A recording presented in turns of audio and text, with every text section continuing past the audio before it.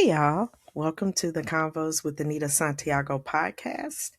I am your host, Anita Santiago. Please like, follow, share, and subscribe to the podcast on all the major platforms. If you'd like to reach out to me about the show or the topics, you can reach me at convoscws@gmail.com. Come on in the room. Come on in the room. Come on in the room. What is our topic today? What are we going to talk about? Well, who are you? Who the heck do you think you are? I'm sure a lot of us heard that at some point in our life. The question of who are you? What makes you you? And I think this is a really important topic in today's age where you have trends and um, people, working to be like other people or imitating people. Do you really have a good sense of who you are? So I want to talk about that today because I feel like when it comes to our personalities or our identities, having a strong sense of who you are can prevent you from being insecure. It can make you more confident. It can make you feel better about the things that make you you. So let's break it on down. So when the question comes up, who are you? That's usually a question where the other person expects an answer of a job title.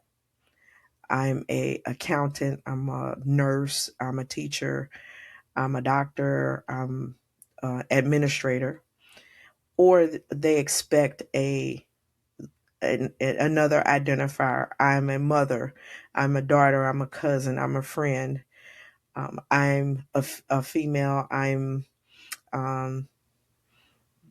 I'm community oriented or things of that nature. But think about all the identities that intersect to you. If you took the job titles away and the roles and responsibilities away, would you know who you are? Would you be able to adequately describe who you are? I want you to think of who you are as like a painting, a beautiful painting with all these colors and lines and shapes and forms that come together to form this masterpiece, which is you. So, a combination of your personality, your communication style, and your life experiences all work together to create the whole you. So, hopefully, by the end of this episode, you'll be able to really ask that question of yourself, who are you? And be able to answer it. So let's talk about personality for a second. Personality is how you're wired, I feel. When I got into mental health, I wasn't very interested in personality. I wasn't interested in the research about personality. But when I became a therapist and I actually started working with clients, I realized how powerful understanding one's personality can be. So there are a bunch of tools out there, personality tests. You may have taken one on your job. You may have taken one at another time. The one I like right now is the 16 personalities test. It's free. It's based off of the Myers-Briggs, and it will give you a snapshot of your personality at the time you take the test. Now, I personally believe that the core features of our personality don't change over time. So you may have some changes in your personality. Maybe you were quiet when you were younger and now you're very outgoing. Maybe you didn't like to do adventurous things, but you like doing adventurous things now. There are pieces of your personality that do grow and evolve, but those core pieces, they pretty much stay the same. So understanding how you're hardwired can be very helpful. I'll give you an example. Let's say you and your family took the 16 personalities test. You, your partner, and your children. Let's say you have two teenagers. And let's say, for the sake of this example, you find out that your family members are extroverted and you're introverted. Well, that's going to give some insight on conflict, disagreements, and how you all communicate, where the communication problems are. I'm going to take a side step here. Um, Many people don't really know what introverted and extroverted are. Um, Extroverted doesn't mean loud, and introverted doesn't mean shy. Extroverted means you get your recharge from connecting to others. You need the connection of people. Introverted people get their recharge inside of their head. They're very analytical, always thinking, always contemplating. And so you can see with that dynamic, if you have and every family has a mix. Every family has a mix. But that gives insight on how other things come into play. If you are an introverted parent and you don't say a lot, and you've got a extroverted child that wants to connect with you all the time, you can see how that dynamic can be complicated at times. So the first part of understanding who you are is knowing your personality. Take a personality test. Write down some characteristics of your personality. You don't want to do a test? That's cool. Sit down and make a list of the things that you feel represent your personality. Now you have a description of what that is. And when you're talking to your partner or your children or family members, you can start to understand how your personality fits or doesn't fit with others, and any changes that you may have to um, do on your end to, to help that out. Personality is a very fascinating topic, and I encourage you, if you're interested, to dig into it a little deeper. But yeah, if you want to take the 16 personalities test, I'll have a link in the episode description. You can just click it and go there, and encourage your friends and family members to do it. It's free, and you can really start to see how the pieces of personality play in your life. So when we're talking about who are you, the first piece of that puzzle is, how are you hardwired? Are you a thinker, or do you see the world through emotions? Are you extroverted, needing connection with others, or are you introverted, pretty much to yourself? Uh, that's very, very good information to understand who you are. Okay, part two. Part two of who you are is your communication style. So think of, we said personality is how you're hardwired. Think of communication as how you transmit information about yourself, about your world, to others. There are all kind of communication style tests that you can take. The most there's some out there on the internet. You can do a search that will help you identify your predominant communication style. We all, sometimes we're more assertive, sometimes we're less assertive. We move between those communication styles all the time, but you have one that's primary, meaning that's the communication style you probably use most of the time. And this is how you transmit information about you and your world to others. So typically, your communication style is aligned with your personality. What do I mean? If you're extroverted and you need connection with others, then your communication is going to be towards connection. Your language, you're going to indicate you want to connect with others. But if you're um, more introverted, you might not have a lot of words. Where this really comes into play is you see it, the dynamic in relationships, because sometimes you have an introvert and an extrovert in a relationship, and that extrovert wants the introvert to communicate about their feelings. Just say how you feel. You need to talk about it. You need to share your feelings.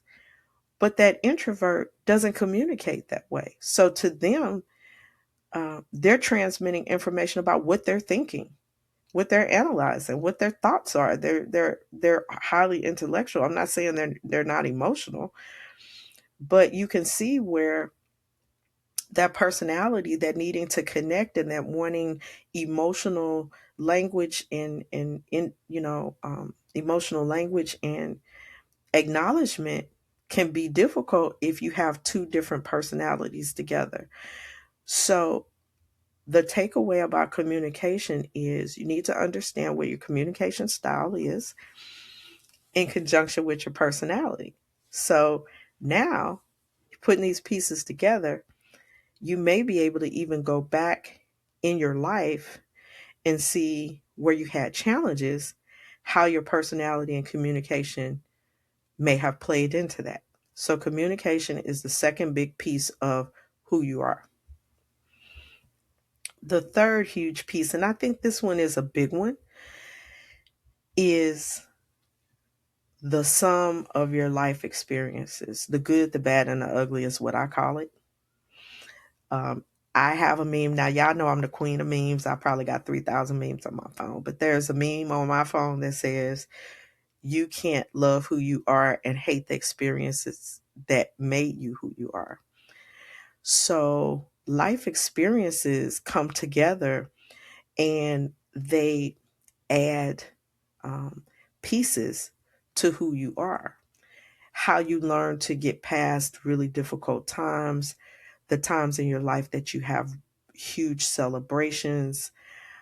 There are so many ways our life experiences help shape us, not just our jobs, not just our careers, not just our degrees, or not just our skill set, but actually experiences that we have.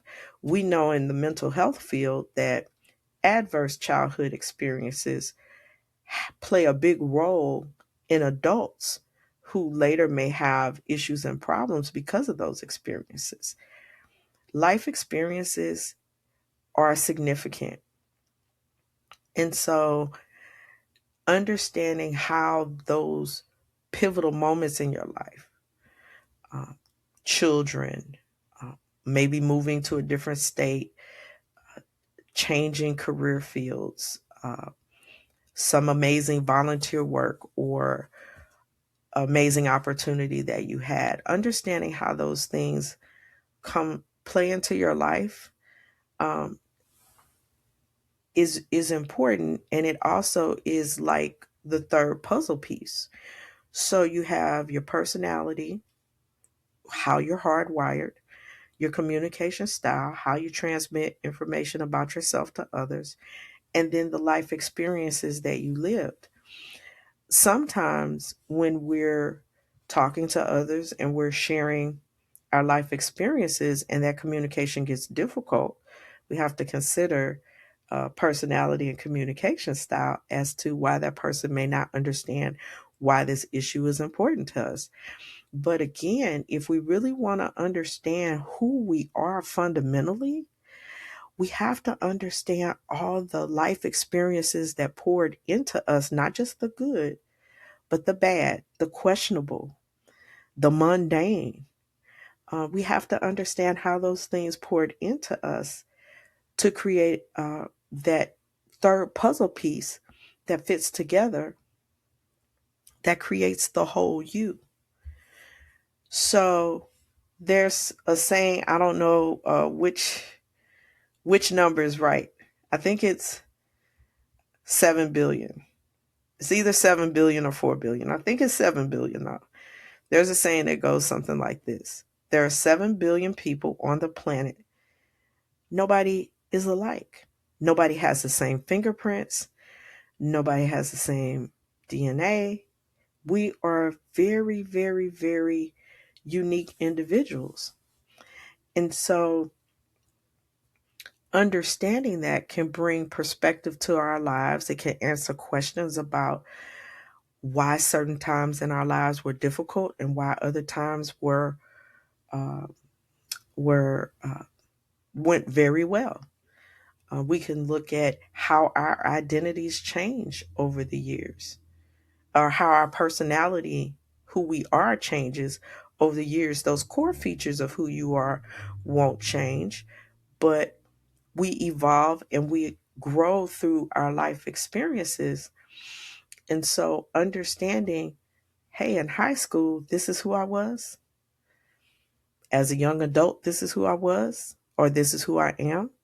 As a parent, this is who I am. As a more seasoned individual, this is who I am. And again, when you have a good understanding of who you are, issues like self esteem and confidence, um, you don't have as much trouble with, typically. That's a generalization. But that confidence you get of knowing who you are, knowing how you're wired, uh, being able to articulate that to another person. So if you're having a misunderstanding, conflict, let's say you're a parent with your child, being under being able to know who you are will help you understand why that communication or why that interaction with your child may be difficult, because you may be on the opposite sides of personality and communication. You've had more life experience than your child. You're trying to explain to your child, hey, I'm trying to let you know some things, and your child hasn't had those experiences, and they're thinking, hey, you don't know everything. So understanding these three pieces and how they fit together into the puzzle really helps give you insight into your life. In the therapy work that I do, sometimes individuals really struggle with self confidence, really struggle with self esteem, and they don't know why. They just know they don't feel like they want to. And often when we dig into the depth of what they're experiencing, it goes back to alignment, your life not being aligned. Well, how can you align your life if you don't know who you are? So fundamentally, if you're a person that struggles with self confidence or self esteem issues, knowing who you are is the first step in dealing with that. So, again, who are you? Or who do you think you are? And does that line up with who you really are? So, if you take a little time, dig in, you may learn some things about yourself. You may learn some very interesting, insightful things. So, got a challenge for you. This is what I want you to do um, as you explore who you are. Now, you can do this on your phone, your tablet, your laptop, or if you're like some of us that still like pen and paper, pencil and paper, you can use a notebook, paper, crayon, or whatever. But over this next week, over the next 7 days, I want you to write down one trait that you absolutely love about yourself. What's one thing that you really, really love about yourself? Write down one way you've helped someone recently just by being yourself. And then think of one hard experience that made you kinder. Anita, what's this about? It's looking in the mirror. Okay, we just talked about who are you, the things that make you you, personality, communication, life experiences. This exercise allows you to explore that. How do you know who you are if you don't know what you love about yourself? How do you know who you are if you can't identify the ways that you interact with others? I think this is a pretty simple exercise, but it's insightful because it's going to tell you whether or not who you think you are lines up with who you actually are. So, again, Who are you? I hope you enjoyed this topic. It was on my mind for a while, and I really wanted to talk about it. So I hope you enjoyed it. And thank you for stopping by the Convos with Anita Santiago podcast. You know, I appreciate every listener, fan, supporter. You Thank you for stopping by the Convos with Anita Santiago podcast. I hope you enjoyed this topic of who are you. It's been on my mind for a while, and I've been wanting to cover it. I hope you find it insightful. I hope you start the process of exploring who you are, and I hope it really helps you out. Don't forget to follow the podcast on all the major platforms, all the social media pages.